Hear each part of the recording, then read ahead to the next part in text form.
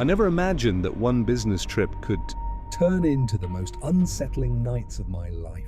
It was 1977, I'm old now. But when I close my eyes and think of room 309, that night comes rushing back. Every detail, every creak, every shadow. Back then my life was a cycle of endless travel. London, Manchester, Sheffield, meetings, deadlines, and nights in unfamiliar hotels. I thought I had seen it all. But that trip, I was about to learn that some places, some rooms, carry secrets that refuse to stay buried. The meeting that evening had run late. My business partner insisted I stay in Sheffield overnight. Normally, I would have returned the same night, but the city's outskirts were quiet, the roads mostly deserted. My cab driver took me to a small, old hotel I had never seen before.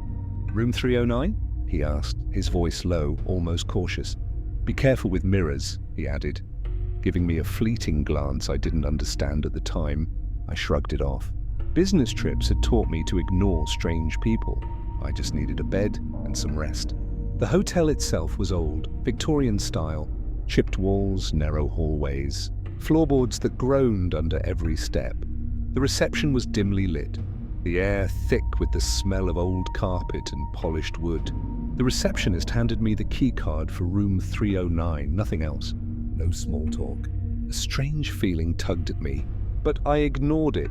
I had a meeting at dawn and nothing was going to ruin this night. Inside the room, everything seemed ordinary. A simple bed, a small lamp, and a large wall mirror, the only decoration. It was oddly perfect, unnaturally clean, almost too pristine for the rest of the worn hotel. I stood in front of it, studying my reflection. Something felt off. As I shifted slightly, my reflection moved half a second behind me. A trick of the dim light, I told myself. Fatigue, nothing more. I set down my briefcase, took out my portable tape recorder, and switched it on. That night, I wanted to capture the quiet stillness of the hotel, the ambiance. Minutes passed. Silence settled. Then the lamp flickered, and for a fleeting moment I thought I saw a shadow in the corner of the mirror. I turned quickly. Nothing, just my reflection. But somehow, it felt slightly wrong. Night fell heavily over Sheffield, and the hotel seemed to sink into silence. I lay on the bed, staring at the mirror across the room. The shadow flickered in my mind. I told myself it was fatigue. But then, faintly at first, I heard it, a soft whisper, barely audible, almost drowned out by the hum of the recorder. I froze. My eyes darted around the room. Nothing. Just the reflection. And me. Minutes passed. Then the lamp flickered again, once, twice. And for a fraction of a second, my reflection lingered a moment too long after I moved my hand. I blinked, leaned closer, but the mirror simply reflected me, or so I thought. I clicked the tape recorder to check the playback. At first silence, then a faint voice whispering, almost incoherent, barely audible, like someone breathing words behind the glass. "Don't turn around," it seemed to say. I spun toward the mirror. Nothing. Empty room. My pulse spiked. My rational mind tried to assert control. Maybe a draft. Maybe just the recorder picking up a sound from the hallway. But deep down, I knew something was wrong. I got up to check the lamp, adjusting it. The shadow returned, faint, in the far corner of the mirror. It was subtle, fleeting, like a dark shape that dissolved if you looked directly at it. I stepped closer. My reflection moved, but then a curl of a smile, almost imperceptible, appeared on the reflection's lips. My own lips were neutral. The second night arrived with a heavy, oppressive quiet. I hadn't slept much. Every creak, every shadow had kept me alert. The room pressed in. I set the recorder on the table again. Minutes passed. At first, nothing. Then, a faint dragging sound, almost like fingernails against the wall. I froze. My heart pounding, I swiveled toward the mirror. The reflection looked wrong. It moved differently than me.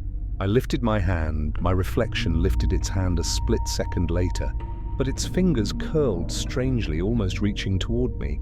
A chill ran down my spine. The lamp flickered violently, plunging the room into near darkness. The shadow stretched, elongated. I blinked, and when the light returned, it was closer to the center of the mirror, watching. I grabbed the tape recorder, hoping to catch something. Static at first, then whispers. Clearer this time. It's your turn. I spun around. Empty room. Only the mirror staring back at me. Object subtly moved, and the clock's hands twisted slightly. The bedsheet creased on its own. I wanted to scream, to flee, but fear rooted me. And then it smiled. Not subtle this time.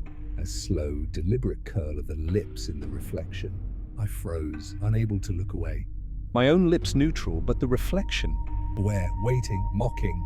Night 3 arrived like a storm I could feel, but not see. Sleep had abandoned me entirely. Room 309 no longer felt like a room. It was alive and I was trapped.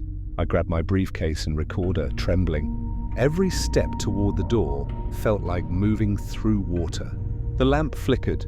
My reflection smiled. I reached the door, twisted the handle, and stopped. The shadow in the mirror stepped forward. It moved freely, independent of me, eyes locked on mine. A voice whispered, "You can't leave. You belong here." My heart raced. I ran. The hallway was empty, silent, relief fleeting. I glanced back toward room 309. The mirror's surface shimmered. And there, behind the glass, My reflection, standing, smiling, watching. But it wasn't entirely me. Something had stayed behind. Something had rooted in the glass while I fled. I stumbled down the hallway, the wallpaper groaning, floorboards creaking, but I didn't stop. Not until I hit the street outside, cold night air on my face. I never returned to that hotel. Not until decades later, trying to piece together what happened. Room 309 still exists. And I still wonder. If I had stayed longer, would the reflection have replaced me completely? Or did a part of me remain trapped behind the glass forever? Sometimes when I see an old mirror in a hotel or train station, I swear I catch a glimpse of that faint, smirking reflection. watching, waiting, patient.